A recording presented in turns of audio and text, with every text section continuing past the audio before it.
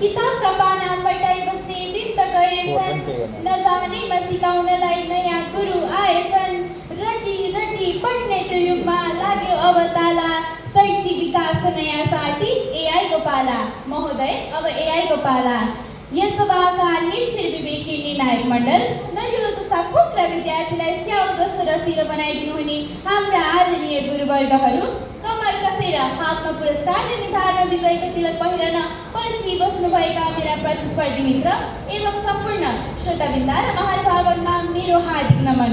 म सम्पदा Kafle, Reliance international एकाडेमीको कक्षा 10मा अध्ययनरत छात्रा, आज हजुरहरूको सामु यस गरिमामय मञ्चमा शैक्षिक विकासमा एआईको महत्त्व शीर्षकमा आफ्नो प्रभावकारी विचारधारणा राख्न गइरहेकी छु।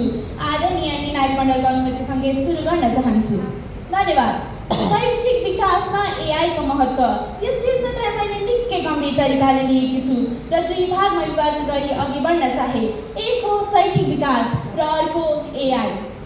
महोदय, मानिसको जस्तै सोच्न, सिक्न, विश्लेषण गर्न र बुझाउन सक्ने प्रविधिलाई कृत्रिम बुद्धिमत्ता अर्थात् एआई भनेर चिनिन्छ।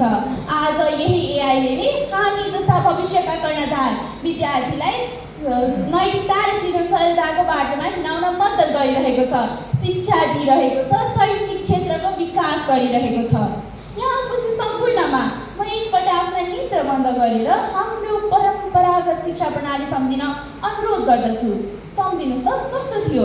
घोक्ते विद्या, प्रत्यवाय अर्थात् परीक्षाको अघिल्लो दिन रातभरि घोक्यो, परीक्षाको दिन त्यही रटेका कुरा लेख्यो र परीक्षा सकिएपछि दिमागै सफा, केही पनि यादै नहुने। कतिपय अवस्थामा त हाम्रो शिक्षा प्रणालीले हामी विद्यार्थीलाई रोबोट बनाउन खोजेको पनि आभास हुन्छ।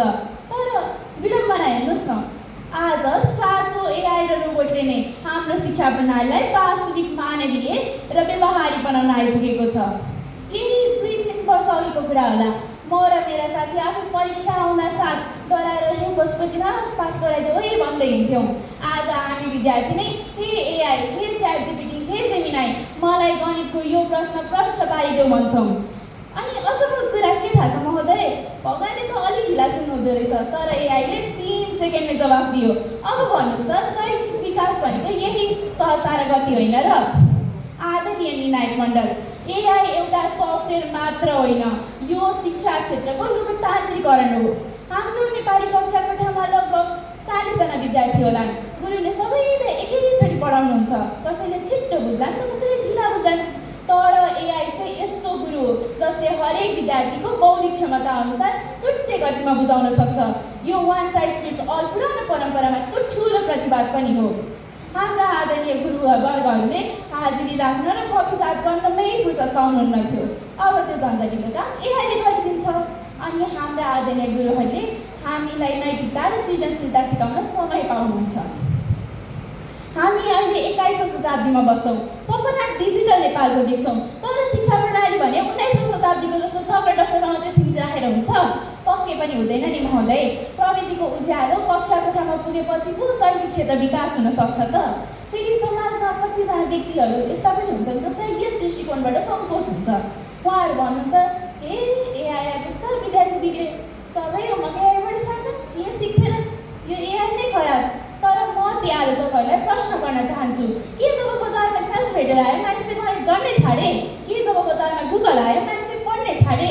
एआई आफैमा खराब होइन। एआईलाई हामीले सदुपयोग गर्न सके शिक्षा क्षेत्रको विकास गर्न सक्छौँ। कृत्रिम बुद्धिमत्ताबाट हामीले शैक्षिक क्षेत्रलाई माथि पुर्याउन सक्छौँ, हाम्रो नेपालको उज्जवल भविष्य बनाउन सक्छौँ। प्रविधिलाई सरापेर होइन, अङ्क हालेर मात्रै शैक्षिक क्षेत्रलाई विकास गर्न सक्छौँ। महोदय, हामी सबैले आफ्नो दैनिक जीवनमा पनि एआईको प्रयोग गर्नै रहेका छौँ। एआईलाई हामीले दुरुपयोग गर्ने होइन। समाजमा फेरि कतिपल्ट नैतिक चेतना गुमाएर मानिसले चरित्रहरू पनि एआईको प्रयोग गरेर गइरहेका हुन्छन्। तर त्यस कुरालाई मध्यनजर गर्दै सरकारले यस विषयमा ध्यान आकर्षण गर्दै यसलाई गतिविधि रोकेर एआईले शैक्षिक क्षेत्रको उज्जवल भविष्यका लागि लम्क्याउनुपर्छ। अन्त्यमा म आफ्नै छोटा नाराका साथ आफ्नो भनाइ अन्त्य गर्न चाहन्छु। परम्परागत गफ धेरै भयो, अब काम चाहिन्छ। परम्परागत गफ धेरै भयो, अब काम चाहिन्छ। शिक्षामा विकासका लागि एआईको साथ चाहिन्छ। महोदय, एआईको साथ चाहिन्छ। धन्यवाद।